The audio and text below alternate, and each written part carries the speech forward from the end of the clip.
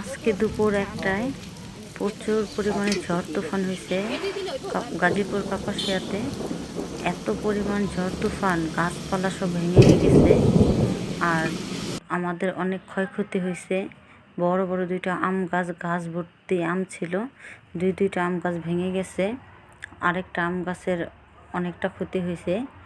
তারপরে একটা বড় আকাশি গাছ, যেটা মানে 2 হাত দিয়েও মানে বের পাওয়া যেত না ধরতে, তো সেই গাছটাকে মাটি থেকে উগড়ে গেছে, মানে মাটি থেকে একবারে মানে উঠে আসছে ভেঙে।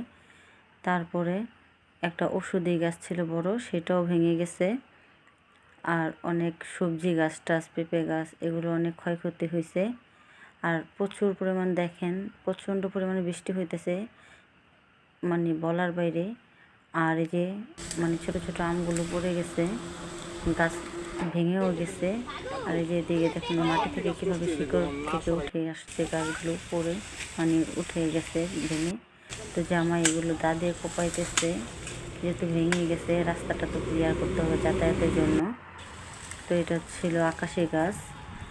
তো এই যে দেখেন আম গাছগুলো সব ভেঙে পড়ে গেছে।